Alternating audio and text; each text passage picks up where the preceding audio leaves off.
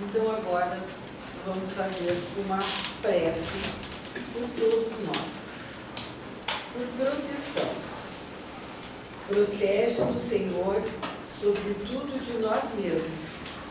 Ensina-nos a buscar no bem a fortaleza de espírito. Sê o nosso abrigo.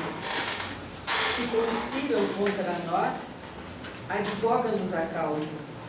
Se tramam contra a nossa felicidade, confiamos a nossa vida em tuas mãos. És nossa luz, és nosso norte. Contigo jamais nos perderemos e as sombras do mal não nos alcançarão. Sob o teu olhar caminharemos sem receio algum. Na alegria e na tristeza estarás sempre conosco. Confiantes em ti, venceremos todos os obstáculos.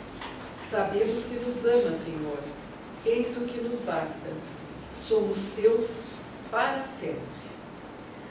A exposição de hoje está a cargo do nosso companheiro Carlos André.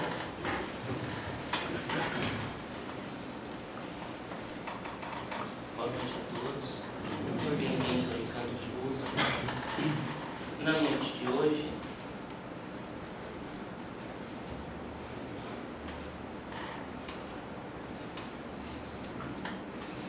ela está passando.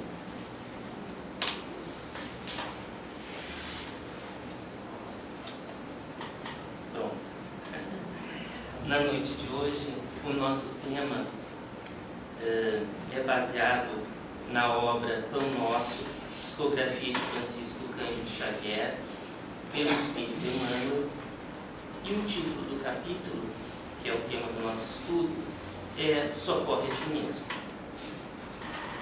Esse capítulo, então, inicia resgatando uma passagem do Evangelho de Mateus, que diz o seguinte: E percorria Jesus todas as cidades e aldeias, ensinando nas sinagogas deles e empregando o Evangelho do Reino, e curando todas as enfermidades e moléstias entre o povo. E depois dessa passagem do Evangelho, seguia o texto, então, referente ao tema. E era um texto bastante difícil. Então, eu estava, sentado na frente do computador, tentando desenvolver essa palestra com uma certa dificuldade. E o meu filho, Guilherme, que hoje não está aqui presente, percebeu que eu estava com uma certa dificuldade e veio perguntar para mim se podia ajudar.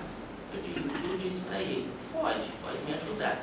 Então ele pegou o texto, como está aqui, que é apenas uma página do capítulo, e ele leu, pegou o computador, no arquivo do PowerPoint, e escreveu isso aqui, para me ajudar. Há dois tipos de doença, a física e a espiritual. Doença física pode ser combatida com remédios, tratamentos e cirurgias. Doença espiritual pode ser combatida com oração e com pensamentos bons. Exatamente isso ele escreveu. Está fazendo 11 anos agora, segunda-feira. Bem, então, me deu uma baita ajuda, o Guilherme. E aí eu comecei a refletir um pouco sobre o texto e sobre o que ele colocou, a reflexão dele sobre o texto. E aí comecei a me perguntar, como essa doença física, essa doença espiritual, elas podem se interligar? Há um componente espiritual na doença física? O que é necessário para a nossa cura? Então são perguntas para ajudar na reflexão que são de difícil resposta, não necessariamente se tem uma única resposta. Mas o que vamos fazer então são algumas reflexões para a gente pensar um pouco a respeito dessa questão de saúde. Então, começando essa reflexão, nós temos aqui uma lei biológica. Do ponto de vista biológico, o ser humano, ele nasce, cresce envelhece e morre. Isso é uma lei biológica. O ciclo da vida inicia na concepção e termina na morte. Também é uma lei biológica. Então, vimos ali que nesse ciclo da vida, nós envelhecemos. E aí uma pergunta que poderíamos fazer é: quando começamos a envelhecer? Será que começamos a envelhecer aos 40, aos 50, aos 60, aos 70? Bem, fui pesquisar e encontrei um trabalho de um pesquisador americano que indica que começamos a envelhecer aos 26 anos. Nesse estudo, ele avaliou vários indicadores biológicos e chegou à conclusão de que pessoas com 26 anos já têm alguns indicadores biológicos que indicam que o envelhecimento já começou. Bem, e esse pesquisador, esse trabalho foi desenvolvido em 2015, e esse pesquisador ainda, ele avaliou quais os fatores determinantes do envelhecimento, o que está associado ao envelhecimento, o que contribui para o envelhecimento. E a resposta que ele chegou foi o seguinte: fatores genéticos, né, a nossa genética, corresponde ou contribui para 20% do envelhecimento, enquanto que os nossos hábitos e meio ambiente em que vivemos corresponde a 80%, né, do envelhecimento, determina o envelhecimento. Significa o quê? Os nossos hábitos e o ambiente em que vivemos influenciam de maneira muito maior o nosso envelhecimento do que os fatores genéticos, do que a nossa genética, o que a gente já vem programado. Então, o fator determinante para o nosso envelhecimento são os hábitos que temos e o ambiente que vivemos. Bem, e qual então vai ser a consequência disso? Bem, a consequência disso diz respeito à relação entre a idade biológica e a idade cronológica. O que seria isso? Nós temos uma idade cronológica, os anos de vida que nós temos. Mas nós podemos ser biologicamente mais velhos ou mais novos, ou termos biologicamente a mesma idade cronológica, ou seja, nós temos uma idade, mas nós podemos biologicamente estar mais velhos ou mais novos. Depende do que? Principalmente dos nossos hábitos, principalmente do ambiente que vivemos. Bem, mas aí, quando nos preocupamos com o envelhecimento, com certeza não é aos 26 anos. Aos 26 anos, como a pesquisa fala ali, estão já envelhecendo, mas com certeza não estamos preocupados com o envelhecimento. Quando nós nos preocupamos, normalmente quando nossa saúde física mostra algum sinal de deterioração, ou seja, quando passamos a apresentar doenças, problemas de saúde. Então é aquela situação, né, em que achamos que não estamos envelhecendo e temos lá os nossos hábitos que não são muito saudáveis. E aí o que acontece? Nós vamos no médico, numa consulta de rotina, o médico nos passa uma série de exames e aí vários indicadores ali daquele exame estão alterados. É o colesterol que está alto, é a glicose que está alta, são os triglicerídeos que estão altos e assim por diante. E aí percebemos que não estamos tão bem assim de saúde como achávamos. Percebemos então que a idade está chegando. Isso, claro, vai depender de cada um. Como fala ali, né, 80% diz respeito aos hábitos e ao ambiente. Mas isso em algum momento provavelmente irá acontecer. E aí, naquele instante, paramos para pensar: bem, estamos envelhecendo. A nossa saúde não está tão boa. O nosso corpo físico, ele já não é mais o mesmo. E aí, para ilustrar essa questão, né, dos problemas de saúde que começam a surgir, vamos colocar alguns exemplos. E o exemplo que iniciamos é a obesidade. Por que a obesidade?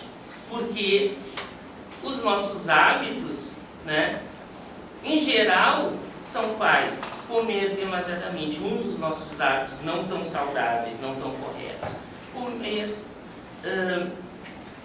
acima do que é necessário e que acaba nos causando a obesidade, o excesso de peso. E todos sabem que esse excesso de peso, ele acaba significando o quê? Uma série de problemas de saúde. Aquele exame lá que fizemos no médico, que deu várias coisas alteradas, né, muitas vezes está relacionado à obesidade, ao excesso de peso. Bem, então estamos com esse problema, por exemplo, que é um problema muito comum nos dias de hoje, justamente pela nossa má alimentação. Como solucionar a obesidade? O problema da obesidade ou o problema do excesso de peso? E aí pensamos em algumas alternativas que poderia se tentar. Será que simpatias resolvem?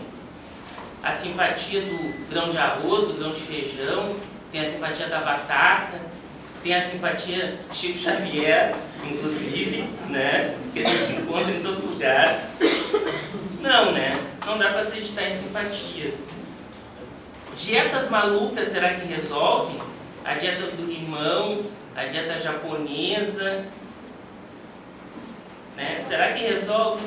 Normalmente se perde peso rápido, mas esse peso é recuperado. Então não é a melhor opção. Bem, medicação é uma alternativa? Sim, mas vai ter que ser avaliado os riscos e os benefícios, porque sempre medicação, né, tem os seus efeitos colaterais. E aí vem a última alternativa, que talvez seja a mais recomendada, a chamada reeducação alimentar. Bem, e aí podemos como representar essa reeducação alimentar?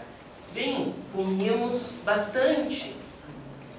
E alimentos não tão saudáveis, com muita gordura, com muito sal, com muito carboidrato. E aí, nessa reeducação alimentar, a gente ingere, né, todos os alimentos, mas em menores quantidades. Damos preferência para alimentos mais saudáveis, né, mais vegetais, mais verduras, mais legumes, mais frutas. Né, diminuímos o sal, diminuímos a gordura, né, apenas carnes magras. Uma série de recomendações que o médico ou o nutricionista vai dar e que vai fazer que a gente tenha, então, um cardápio, né, variado e mais saudável, com menos calorias. E o que vai acontecer? A tendência que vai acontecer é que aquele exame que fizemos quando retornarmos ao médico vai estar melhorado, né, aqueles indicadores, né, que estavam alterados poderão estar melhor, ou até mesmo dentro dos valores normais. Mas aí podemos perguntar, mudei a minha dieta, mudei a minha alimentação com essa reeducação alimentar, mas o que mais estou ingerindo? A reeducação alimentar, ela limita-se à quantidade e qualidade do alimento ingerido, como foi falado há pouco? Bem, e aí vamos tentar encontrar uma resposta. Num livro, né, chamado Saúde, que é escrito pelo espírito Miramês. Nesse livro, a respeito da alimentação, ele diz o seguinte: ao comerdes em torno de uma mesa, ou onde estejais, cuidai de que o assunto porventura existente não seja negativo. Certamente, o que comeis é altamente influenciado pelas formas de pensamento. A mente cria o que os sentimentos desejam, e neste caso, o alimento físico recebe uma carga de alimento mental e um processo de simbiose que ainda não podeis constatar. Então está dizendo aqui, né, que, ao comer, a gente tem que comer num ambiente de paz, num ambiente de tranquilidade, e não conversando com um amigo, com um colega de trabalho sobre os problemas, sobre o chefe, sobre as dificuldades do dia a dia, né? Por quê? Porque esses pensamentos, que não são pensamentos bons, eles vão estar, sim, influenciando nessa nossa alimentação. Eles vão estar influenciando nesse alimento que estamos ingerindo, no alimento físico que estamos ingerindo, que é necessário para o nosso bem-estar, para o nosso organismo. Ainda nesse livro, Miramês diz o seguinte: comer contrariado é alimentar-se de energia deficiente e pobre de luz. O que comeis é sensível ao que pensais, e o que falais carrega com muita nitidez os vossos sentimentos. Então ele diz aqui que a gente não deve comer contrariado, irritado, impaciente. A gente tem que comer com tranquilidade, com paz, com alegria, com satisfação. E todos sabem, quem passou por alguma reeducação alimentar, que o médico chega e diz, né, tem que beber muita água. E Miramês fala sobre a água que nós ingerimos. Ele diz o seguinte: quando beberdes a água, não vos esqueçais da parcela divina que vibra dentro dela, em expressão de luz. Ela guarda no seu aconchego a força que restaura e harmoniza todo o mundo celular. Então a gente bebe a água, até por recomendação médica, bastante água, mas a gente pensa dessa forma, né? A água como expressão de luz, a água sendo ingerida com energias positivas para nós, para a nossa saúde. Então, com esse exemplo, o que a gente está tentando dizer? No caso, né, da reeducação alimentar, a reeducação alimentar ela pode ser recomendada para promover a nossa saúde e a cura de alguns males, mas vai além do alimento ingerido. Então não basta a gente ter alimentos mais saudáveis, depende como nós vamos fazer uso desse alimento, também vai estar influenciando aos benefícios para a nossa saúde. E vamos continuar falando de doenças. Estamos falando de saúde, mas para isso precisamos falar de doenças também. E aí uma doença, né, que foi lembrada porque esse ano eu fui consultar um oftalmologista, eu tenho que ir, né, periodicamente, para a troca da lente. E pela primeira vez o oftalmologista me examinou e disse assim: tu ainda não tem catarata. Aí eu fiquei, nunca tinha pensado que ia ter. Então isso, a gente para pensar, então está chegando a idade, né? Estou chegando à idade que posso desenvolver a catarata. Então a gente começa a pensar que está envelhecendo. Então a catarata, né? Como solucionar a catarata? É fácil, né? Relativamente fácil. Uma cirurgia bem simples. Mas aí a gente pode também se perguntar: existe outra catarata em meus olhos que é removida com a cirurgia? Que catarata é essa? Aquela que deixa nosso olhar turvo ao que se passa ao nosso redor. Aquela que deixa apenas enxergarmos o que queremos. Então, nós podemos vir a desenvolver uma catarata física, mas a gente pode também ter uma catarata emocional, que nos dificulta ver ao que está ao nosso redor. Aqueles que precisam de ajuda e que estão próximos de nós, a gente não enxerga. É uma espécie de visão seletiva. A gente só enxerga o que quer. E aí temos um outro exemplo, também associado ao envelhecimento, a surdez. Então, como solucionar a surdez? Normalmente ela é solucionada através de um aparelho auditivo. Mas aí nós podemos nos perguntar: a gente está preocupado com o nosso aparelho auditivo, mas nós estamos tratando a surdez, os clamores dos desvalidos? Nós estamos ouvindo o chamado daqueles que precisam de ajuda? quais vozes e solicitações que nos procuram estamos registrando, ou seja, estamos dando ouvidos a quê? A quem?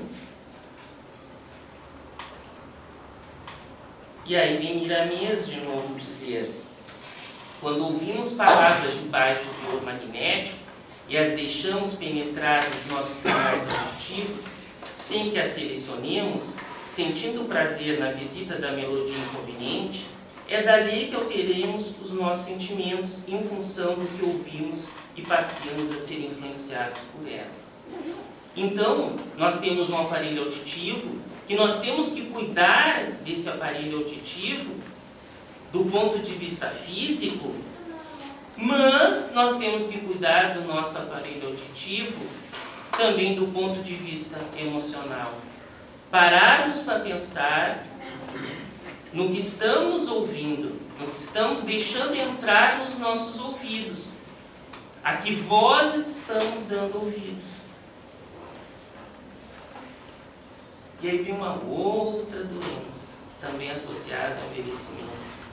O reumatismo, né? Dor no braço, dor na mão, dor nas pernas, dor nas costas, dor em todo lugar. Como solucionar? Analgésicos, exercícios físicos, fisioterapia. E aí, será que nós paramos e nos perguntamos o que fazemos com os nossos pés, braços e mãos? Com eles, nós construímos ou destruímos?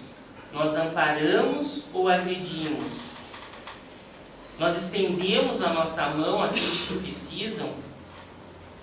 Ou então, às vezes, a gente sente dor como se estivéssemos carregando um fardo muito pesado. E é bastante comum isso acontecer, né? A gente está passando por dificuldades e se refletir em dores no corpo. E aí a gente pode se perguntar, será que não estamos atribuindo um peso maior ao fardo que carregamos? Às vezes a gente tem essa tendência, a gente está passando por uma dificuldade e aumenta o peso dessa dificuldade. Passamos para um outro problema, a depressão e outros problemas psíquicos, que é bastante comum nos dias atuais. Cada vez mais pessoas têm problemas de depressão. Também perguntamos como solucionar. Bem, medicamentos, terapia. Mas nós estamos tratando a mudança dos nossos pensamentos, o nosso padrão vibratório. Estamos preservando a mente no idealismo superior e nos atos nobres. E aí Miramês vem dizer-nos: muitas pessoas se desviam de seus ideais mais nobres, por não saberem discernir o que ingerem como formas de pensamento sob a influência do verbo.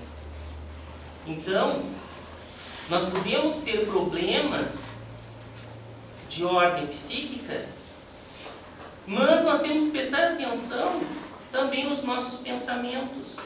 O que pensamos? Pensamos bem, pensamos mal? Qual é a natureza dos nossos pensamentos? E aí chegamos numa doença que todos temem, uma doença que causa sérios transtornos físicos e também emocionais. Tanto é que, os tumores e os cânceres, eles são tão graves que para alguns tipos, periodicamente a gente tem que estar avaliando para ver a possibilidade de estar havendo o surgimento dessa doença no nosso organismo. Então, uma enfermidade bastante delicada, bastante grave, e que preocupa todos justamente a partir de uma certa idade em que os riscos aumentam para alguns tipos de cânceres. E aí como resolver, com cirurgias, com quimioterapia, essas vão ser as tentativas. Mas aí, será que a gente se pergunta se podemos ter um tumor de ressentimentos fartamente irrigado pelo ódio, pelas mágoas, crescendo dentro de nós? Então a gente se preocupa em fazer aqueles exames de acompanhamento para verificar se está surgindo algum tumor, alguma coisa diferente, mas será que a gente para refletir, né, para tentar diagnosticar com antecedência um ressentimento que está crescendo dentro de nós, né, que é alimentado pelo ódio, alimentado por mágoas, e que ele vai crescendo, ele vai tomando conta de nós, do nosso espírito? Será que a gente para pensar nisso? Será que a gente tenta identificar se isso está acontecendo com a gente? O ressentimento é muito difícil da gente perceber. Ele pode ser tanto relativo a uma pessoa, mas ele pode ser um ressentimento em relação à vida.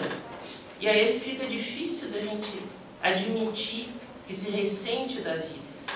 E aí a gente está interiorizando algo bastante ruim. Um tumor, um verdadeiro tumor dentro de nós, do nosso espírito. E é com cirurgia que o extirpamos, né, esse tumor, esse tipo de tumor, esse tumor de ressentimentos. A gente consegue com uma cirurgia? Não, né? Mas o que queremos dizer com todos esses exemplos que foram dados e que no breve capítulo ali do livro haviam outros tantos exemplos de doenças? Poderíamos resumir da seguinte forma: a cura de nossas doenças físicas, portanto, a conquista da nossa saúde, vai além do medicamento, do tratamento, da cirurgia. Claro, é necessário, sim, uma doença física, é necessário medicamento, tratamento, cirurgia. Mas essa cura, ela passa pelo diagnóstico e pelo tratamento de nossas imperfeições morais, que são alicerçadas no nosso egoísmo, tendo como principais consequências a negligência ao nosso semelhante, o abandono da prática do bem e a incapacidade de perdoar. O espírito também está doente. E nesse caso, o médico é Jesus e o medicamento seus ensinamentos. Então, com essas palavras, a gente para um pouco para pensar e a gente vê o quê? Que existem dois lados, existem dois aspectos que precisam ser considerados quando a gente procura a nossa saúde. A gente tem que cuidar do nosso organismo físico, mas concomitante a gente tem que cuidar do nosso espírito. Então, se nós estamos preocupados com a nossa visão, nós temos que se preocupar com a nossa visão física para garantir a saúde, mas nós temos que nos preocupar também com a nossa visão espiritual, a visão espiritual das coisas que nos cercam. Se nós estamos preocupados com o nosso sistema auditivo, do ponto de vista físico, que é necessário se preocupar, nós temos que nos preocupar com o nosso sistema auditivo do ponto de vista espiritual. Se nós temos que nos preocupar em fazer exames rotineiros para detectar possíveis doenças graves, nós também temos que fazer isso para ver se nós não estamos desenvolvendo doenças espirituais, como ressentimento, ódio, rancor dentro de nós. Conseguir interromper o desenvolvimento dessas doenças. E aí a gente observa o quê? Né? Que essas imperfeições morais, então, elas são as causadoras das nossas doenças espirituais e que estão relacionadas, por sua vez, às nossas doenças físicas. E quando o livro coloca no título desse capítulo "Socorre a ti mesmo", o que ele está querendo dizer? Que só depende de nós. Esse aspecto da nossa cura, da cura espiritual, da cura da doença espiritual, que com certeza vai ajudar o nosso organismo, depende exclusivamente de nós. Por quê? Porque nós temos que combater o nosso egoísmo. Nós temos que combater. Nós temos que combater a negligência ao nosso semelhante. Nós temos que combater o abandono da prática do bem. Nós temos que combater essa nossa incapacidade de perdoar. E aí, ainda dentro, né, desse texto, a gente pode remeter à época que nós vivemos hoje, que nós estamos exatamente uma semana do Natal, que é uma época especial, né, que a gente vive, né, de uma maneira especial. Então, é uma boa oportunidade, né, para a gente tentar abandonar essa negligência ao nosso semelhante, ajudando aquele que precisa, né? A gente praticar exaustivamente o bem aos outros e, principalmente, a gente aproveitar a oportunidade para perdoar aqueles nossos desafetos. Por que isso é importante? Como está colocado aí, é importante para a nossa própria saúde, tanto física como espiritual. Porque o nosso organismo ele vai sentir também, o nosso organismo físico ele vai sentir também, né, esse nosso remédio espiritual. Então não se perder esta oportunidade, porque faz bem para nós, é saúde para nós. O capítulo ele termina dizendo o seguinte: consagra-te à própria cura, mas não esqueças a pregação do reino de vida aos teus órgãos. Então, quando ele fala consagra-te à própria cura, é para nós procurarmos a cura para os nossos problemas físicos, mas não esquecer do lado espiritual. Cada um dos nossos órgãos, para o bom funcionamento, ele precisa estar em sintonia com os valores morais, com as leis morais divinas. E ele segue dizendo: eles são vivos e educáveis. Sem que teu pensamento se purifique e sem que a tua vontade comande o barco do organismo para o bem, a intervenção dos remédios humanos não passará de medida em trânsito. Então ele diz o que? É necessário, né, a prática do bem, é necessário o pensamento bom, o pensamento purificado, para o nosso próprio bem-estar, para a nossa própria saúde. Para finalizar, uma mensagem de Natal a todos. A melhor mensagem de Natal é aquela que sai em silêncio de nossos corações e aquece com ternura os corações daqueles que nos acompanham em nossa caminhada pela vida. Uma boa noite a todos, que a paz de Jesus seja em seus corações.